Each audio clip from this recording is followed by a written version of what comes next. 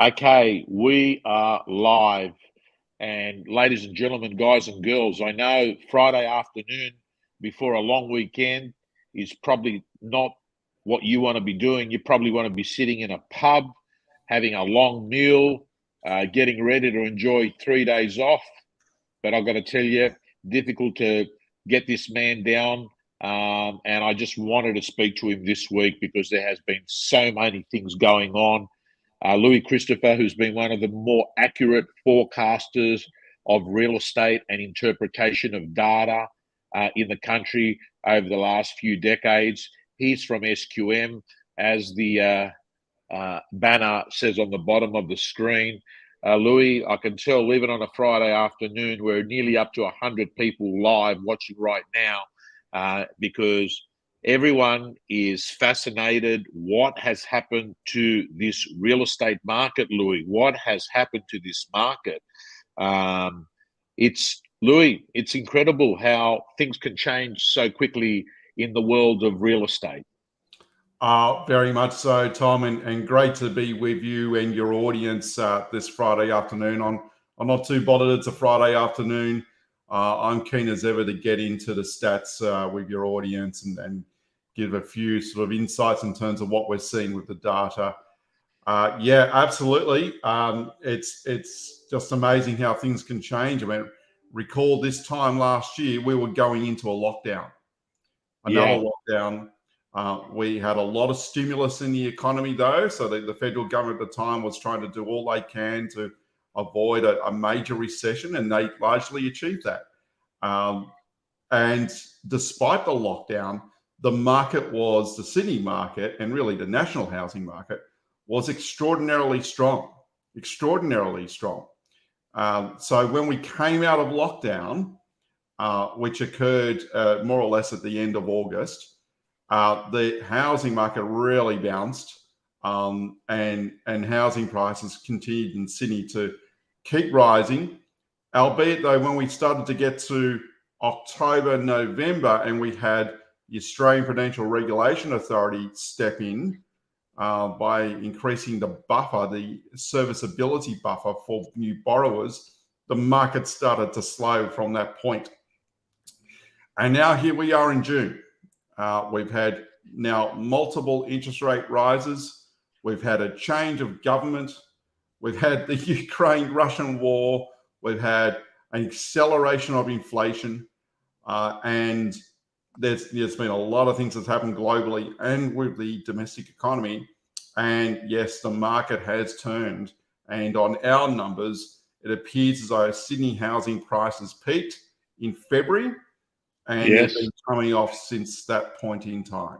But overall, for the year to date, if we consider the rises in January, we're only just down on year to date. But I think it's going to slip more as the year progresses. So, sorry, Louis, when you use the number year to date, are you talking about January to now? Or are you talking about 12 months year to date? January to now. Okay, so what you're saying is we're back to January prices. Is that what you're saying? In Sydney, anyway. Yes, we're back to January prices. In fact, we're now starting to trend a little bit below January prices. Okay, so Louis, let's firstly, I want to ask you, if you had been running the Reserve Bank of Australia, if Louis Christopher was running the Reserve Bank of Australia, would he have done things differently? You know, one thing I wouldn't have done, Tom, I wouldn't have gone out to the community to say we are not going to lift interest rates until 2024. I've never seen a central banker do that before, to be so confident that they were not going to lift interest rates to 2024. That, in hindsight, was a really bad statement to make. They, in hindsight, should have started lifting rates last year. They didn't because they thought inflationary was only transitory. But the truth is, even before the announcement of the Ukraine-Russian war, inflation was accelerating and it was becoming more concrete, more permanent. You could see through various indicators. And I'm just really surprised the RBA couldn't see that, or they discounted it. So yeah, there's a few things I would do differently. And been so bold as to make statements about what was going to happen, essentially 3 years down the track. Wow. Okay. I'm glad they knew a future like that, because I certainly didn't. Louis, have prices dropped the same everywhere, or are we seeing different markets having different drops? And are we seeing any markets not having drops? Good question, Tom. And look, just being upfront with the audience, I've got a bad cough right now. It isn't COVID, so I'm not going to make anyone contagious. I'm not going to spread it to anyone today. So my apologies if I'm coughing a little bit. I seem to get this every winter. So the answer to that is that the markets where we've seen the biggest falls are in Sydney and to a lesser extent Melbourne. From what we can see outside those two cities, we're not seeing falling housing prices as yet. And when I look at the regions, most regions around Australia are still recording rises in dwelling prices. So the epicenter of this downturn at the moment appears to be the Sydney housing market. And then within Sydney, I can tell you there's certain regions where we're seeing a little bit more weakness than others, and certain property types where so far... Well, let's talk about that. Talk about that, Louis. What regions and what property types are the ones that are copping it the most? Okay, so firstly, the Blue Mountains is probably an area where I'm now seeing a real change of sentiment in the marketplace. I can see vendors are now reducing their asking prices by along the lines of about 9% from the peak. Right. So there's definitely some weakness there in the Blue Mountains. I'm seeing weakness in Parramatta as well, yes, where I would suggest vendors have now reduced their asking prices by some 5%.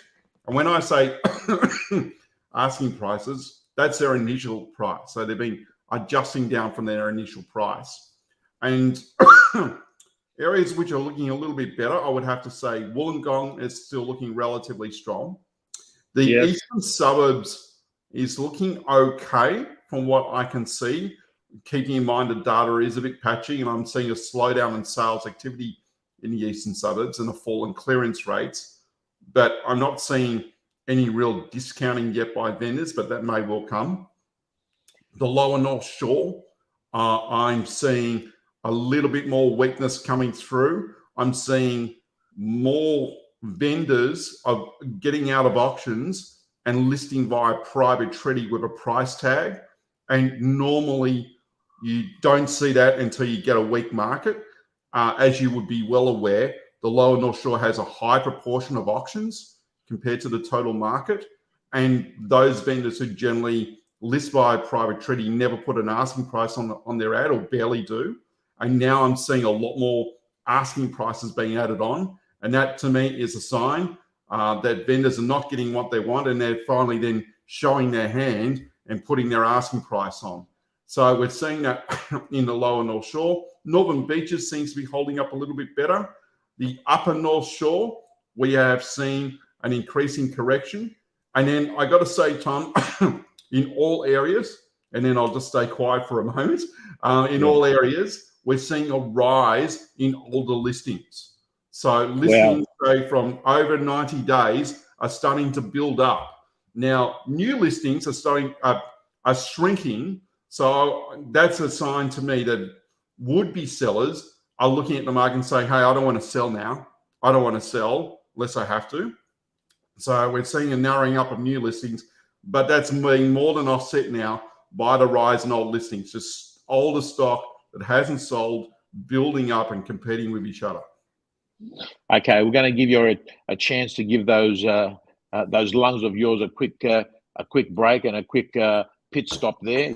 But by the way, it's very funny because you've got both of us today have got a similar issue, as all my viewers and listeners know. It's been ongoing with me for 5 months, so they've actually got used to it. They've been trained to listen to the coughs, and there's another one that comes through there. Good. Oh, anyway, well, I'm glad they've been trained, because I've got it pretty bad today, unfortunately. Yeah. So guys and girls, as you can see, we're seeing some areas more profound than others, but the interesting thing is the number of listings that is growing, and particularly that is old listings that are growing. And it's very interesting, Louis, because with old listings, a lot of these people, what they do, and this is what real estate agents tell us, they tell us it's a lot harder to sell an old listing than a new listing. And the reason why is a lot of these old listing vendors are saying, oh, but that property sold for that price back then. They can't psychologically let go that they've missed the mark, and they're comparing it to properties that were selling back in January and December, whereas often a new seller that comes onto the market is coming onto the market under the current conditions. And often they've been looking at buying, and they've seen that there's been a repositioning of property prices where they're buying, so they don't mind actually selling, for less than that what they would have got off, because they realise that it's the changeover figure that really matters to them, right? So I 100% agree with you, Tom. I think there is so many vendors out there who are still hoping, especially the older listings, they're still thinking they're going to be able to get their 2021 price. That's no longer the case. That is just simply the reality. And sure, that must be very tough for agents to basically present the realities to those vendors. So yes, this is what you normally see in a new market. New listings generally will still sell reasonably well, provided the vendor is coming on with the expectation that they want to meet the market. There is still a market. There always will be a market in the city housing market. There'll always still be buyers. There'll be sometimes less buyers, sometimes more buyers, but there will still be buyers. And so it's just a matter of whether, as a vendor, are you actually willing to meet the market or not? Because it's no longer a market where the market will catch up to your very high asking price. It just isn't. Now, Malcolm Quinn has just put up here, rates will trend down again within 2 years. Current rise is unsurprising but unsustainable. You want to have a view? Do you have a view? Like, before we even answer that, do you have a view, Louis, that rates are going to keep going up, and how much you think they'll keep going up? Well, I can only go off what the RBA has stated. The RBA has publicly stated that they are penciling in a cash rate of 1.75% before Christmas. We're at 0.85 now. So they're basically factoring in at least another rise of 90 basis points. I think they'll lift rates again next month. I think soon, though, they're going to see some data which is suggesting the economy is slowing down, it's responding to their rate rises. Then they will be in a very difficult position, because the truth will be that inflation is still likely to go up from the current levels we've got. It's looking very likely now will go over 6% and probably go even higher. And so the RBA will be faced with a difficult dilemma. Will we lift interest rates despite a slowing economy and a falling housing market to tame inflation no matter what?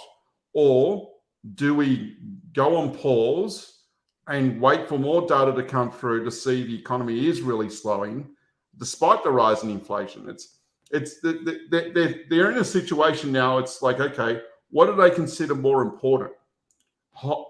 Supporting the economy for what is going to be a pretty big slowdown, or trying to tame inflation?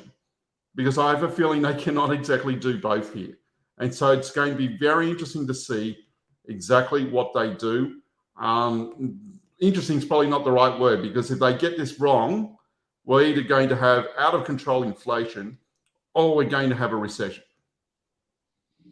So, Louis, you're saying that if they don't tame inflation, they're going to keep going and lifting rates up? If they don't tame inflation, yes, they could do that. They could do that. They face a real fine balancing act here in trying to create a soft landing for the economy. And half the problem here is that the inflation that's being created right now is essentially half a domestic issue and half a global issue. So costs such as oil, food, other energy costs, raw materials such as lumber, though that's been starting to correct now. These are global costs that we have no control over. Domestically, though, the economy has been running at a very heated pace arguably it's been overheating. So as a result of all the stimulus and the rate cuts we had during COVID and coming out of the lockdowns, it's been party time for the economy. We've been expanding at a rapid pace. Unemployment, as you know, is below 4%. And we've been hitting the capacity constraints of the economy. So there was an argument to actually lift rates to slow the economy down. But the inflation element, hopefully if I've explained this correctly, is a demand side inflation influence as well as a supply side, where overall supply globally is cut back due to lockdowns, people on welfare, other factors, supply chain issues, and that's created this global inflation. And the RBA will need to think very carefully about the fact that a part of this inflation is global, which cannot be controlled. So, Louis, with that in mind, so what we're saying is we have another 6 months left this year. That's right. Yes, July. They're going to meet 6 times. In those 6 months, they've claimed that they've got a goal of, I think you're saying, to increase it roughly by another 1%, roughly by another 1%. They have said that they've penciled into their calculations. They stated this publicly it was about 2 weeks prior to the election, that they've penciled in, that was their words, the governor's words, a 1.75% cash rate by Christmas. They said, now that doesn't mean it's absolutely going to happen, but this is what they've assumed in their modeling. So Louis, if they're going to do that, it stands to reason that a buyer will be re-rated at a different level, which I presume would mean that they're going to have less borrowing capacity than what they would when interest rates are lower. And that would suggest to me that that's going to have to impact real estate prices. Yes, it will. So I think on the buy side right now, there's 2 things going on. Firstly, naturally, would-be buyers are more cautious about buying into this market. They just are. But second to this, there are less buyers now being able to qualify for a loan overall. And those buyers who can qualify for a loan, effectively their borrowing power has reduced. I saw an estimate put out the other day by a pretty reputable source that the borrowing power for an average borrower right now in Australia is reduced by about $50,000. So yes, on the buy side, no question, there's a what I call a discretionary component where buyers are just generally being more cautious, and then the other part where there's buyers who can no longer actually get into the market because they can't get the loan, and or their borrowing power has been reduced. So there's a number of the regular commentators that they ask you, the media, the Fin Review asks you, and News Corp and Fairfax ask you, and they ask Shane Oliver, and they ask Cameron Kusher, and they ask I think Tim Lawless and what have you. Yes. Louis, a lot of the commentary I'm hearing at the moment is 10-15% drops to come in Sydney and Melbourne. They're talking maybe not as aggressive in other parts. Your view is we've already had. I mean, it's clear that there's been a correction already in Sydney and Melbourne. The issue is it stands to reason that there should be further corrections. Am I right there, or what do you think? Well, that's a reasonable assumption given all the information we have right now. Our forecast for Sydney is that that housing prices would fall by up to 7% for this calendar year. Keeping in mind we're now just showing a net decline from January to June. Basically, that net decline is about 1% so far, but we're more than 1% off from the peak. So that's what we had. And then we put that forecast out back in November. It was, as you might recall, we put out 4 scenarios. And interest rate rises prior to mid-year was our 4th most likely scenario we had at the time. This is before the war. And that's what the forecast was if we were to see interest rate rises before mid-year. Now, what that scenario did not factor in, though, was ongoing interest rate rises well into the second half of 2022.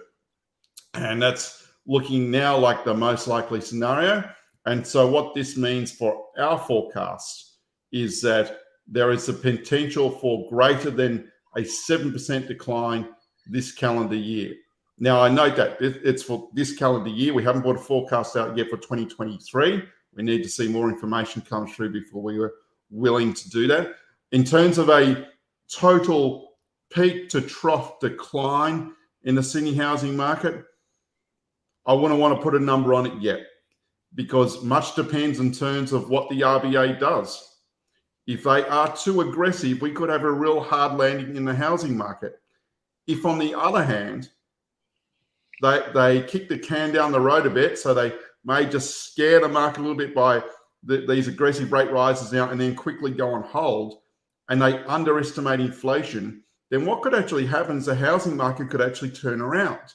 And I'll give you an interesting stat, Tom, because this is a fact, this is a reality. Okay, in times of high inflation, people look for real assets to get a hedge against that. So back in the 1970s, in Australia, the inflation rate actually peaked at 17.5% per annum. Imagine that. Imagine an inflation rate of 17%. That's what we had in the 1970s. And what happened? People scrambled to get a hold of real estate to get a hedge against the fact that their wage was devaluing, their cash in the bank was devaluing at a very rapid rate. And housing prices in Sydney in that decade actually quadrupled. They quadrupled. The median house price back in 1970 was circa $18,000. And by the end of the decade, it was actually at $84,000, if I recall the number. Okay, quadrupled in a decade. And that's because we had this constant high inflation period in the 1970s. And during that period, too, we had 2 recessions.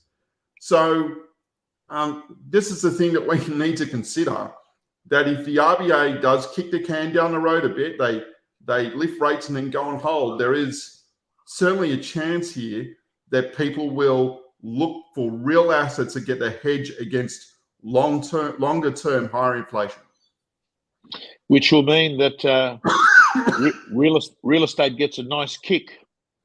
Potentially, yes. But here and now, the falls so far, people are concerned. They're a bit scared now. They're scared of further falls. It's likely for here and now we are going to see further falls. And it really is all in the RBA's hands, Tom.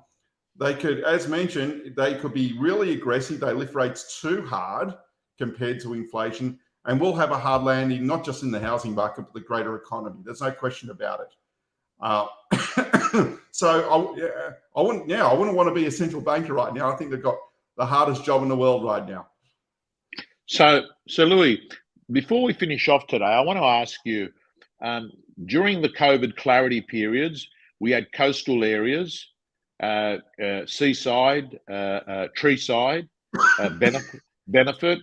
I'm also curious, on areas like Perth, what your numbers are saying about Perth and Adelaide, and I'm just curious about coastal and regional areas. Have they come back at all since the lockdowns have ended and people are sort of back in the city, or have they fared pretty well? Yeah, well, let's consider Perth right now. So we've got prices up in Perth over the past 12 months by 9.9%. Over the past quarter, up 3.6%. Most of the growth is predominantly in houses over units at this time. I'm not seeing any rapid slowdown yet in the Perth housing market when I consider the rental market, because that's when you normally see the slowdown first in Perth. No, there's just nothing there in the data to show the rental market's about to suddenly really slow down. So Perth is looking strong. And as mentioned before, outside Sydney and Melbourne in the regions, we're not seeing a slowdown at all yet. I might just jump, for example, to your favourite area, which is, of course, North Coast, New South Wales. Yeah, let's look at that. Let's look at that. Okay, when I'm looking at this, I can see it appears as though rents are starting to flatline a little bit after some gigantic rises, as I'm sure you're well aware. And then let's have a look at the vendor sentiment. And my goodness, okay, no, I'm not seeing any slowdown there yet. Vendors are still very, very confident on the North Coast, New South Wales. Listings are starting to rise a bit, albeit from very, very low levels. So Louis, I'm just curious. This data that you've got access to, whether it's paid or the free version, is there any products that you've got that allow an agent or a non-agent, a consumer? We've got a lot of consumers on here. Yep. What does SQM have that can help them get more educated in real estate? Okay, so firstly, I recommend everyone come along to our website and check out all the free stuff. So out of all my peers, CoreLogic, Domain, etc., I think we're the site where we've got the most free property data there is. Right. So we've got charts on clearance rates, rental vacancy rates, right down to the postcode level, rents, asking prices, sold records. It's most of it's essentially there.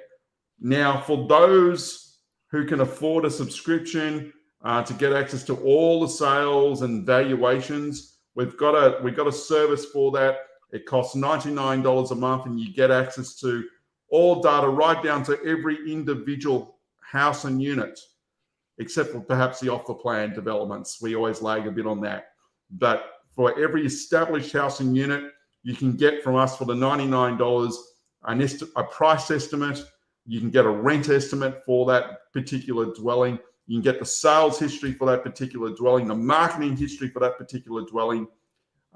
It's essentially all there, and you can get access to all sales on any street in the country and access to any individual property. So yeah, we've got a tool that competes with the big groups out there. That's all right. Sure. So guys and girls, just go to the website. If you feel like the free stuff is not meeting all your unmet needs, you can then look at the paid SQM research.com.au. Am I right?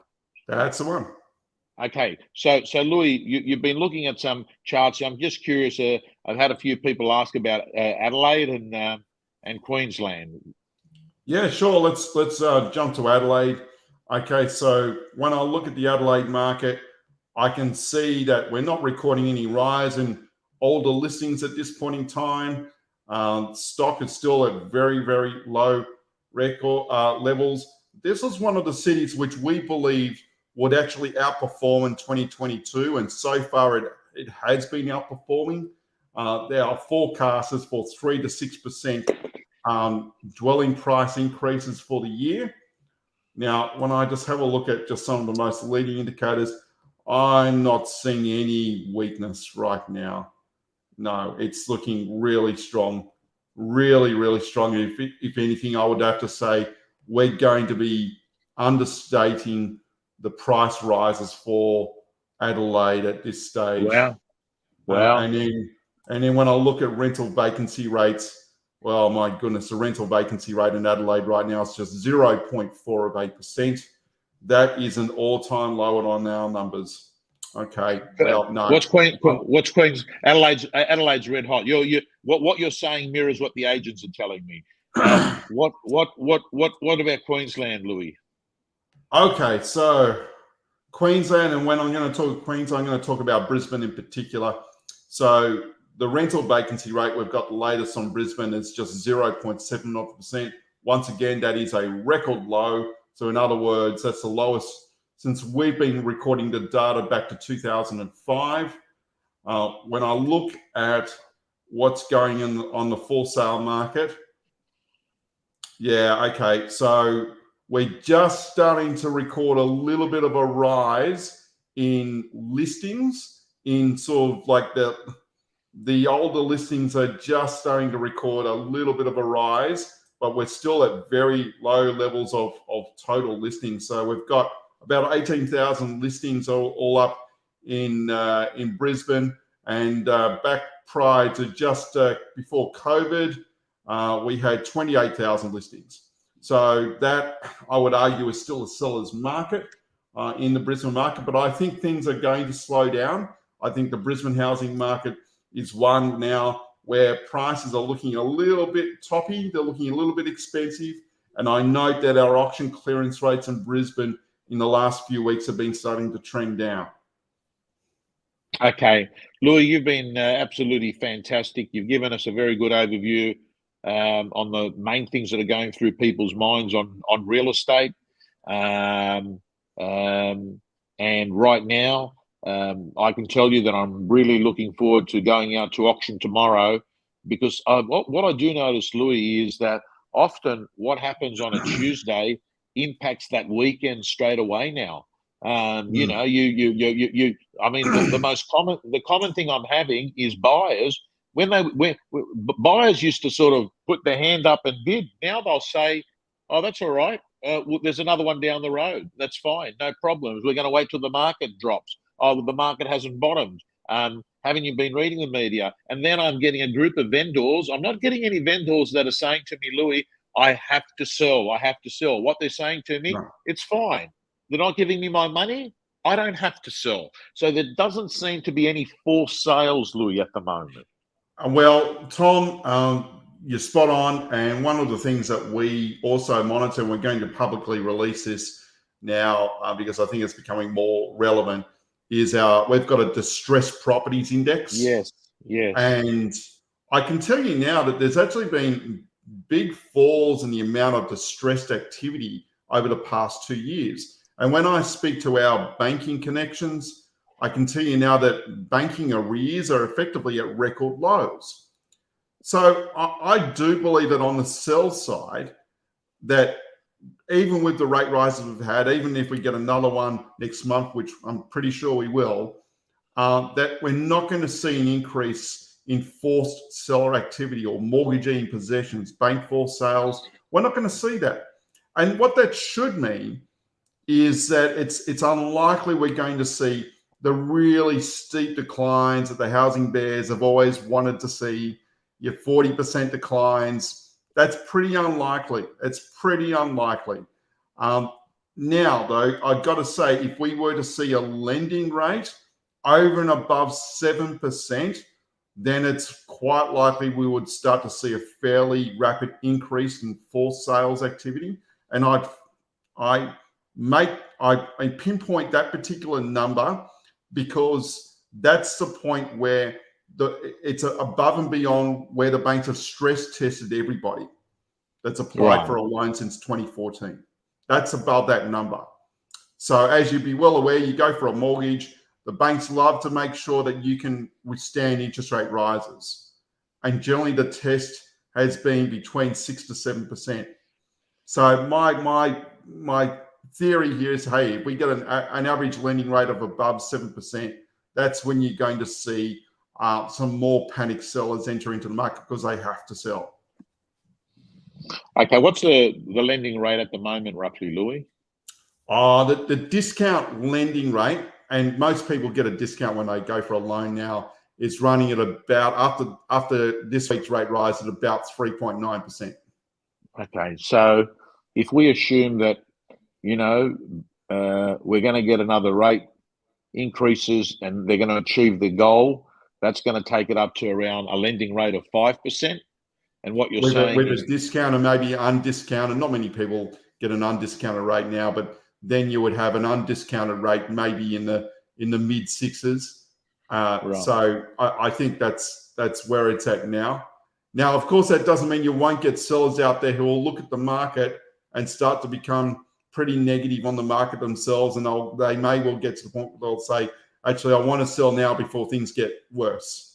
And so we might see a bit more of that in the second half of the year, but it shouldn't be desperate sellers. It shouldn't be people who have to sell now because the bank's about to foreclose on it. All right.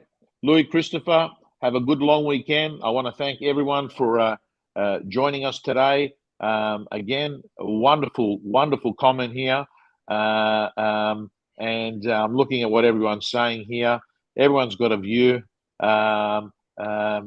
Louis, guys, girls, what do we say? Focus on what you can control and let go of what you can't, because unfortunately, the Reserve Bank is not probably that interested in your whinging at the moment, I would say. So, Louis, take care, and hopefully we get some warmer weather, which will be good for you and it'll be good for me. No, here's to that, Tom, and I look forward to speaking with you and your audience later in the year. Yeah, for those of you that sort of jumped in late there, let me just tell you again, this has been Louis Christopher from SQM Research, sqmresearch.com.au. More free stuff on that website on real estate than anywhere else. And for those of you that want to do the dig deep, I think it's $99 a month and you get access to everything. How long it's been on the market, what price they paid for it, you know it. You probably even find out what their bank account number is. That's a joke. All righty, guys and girls, signing off.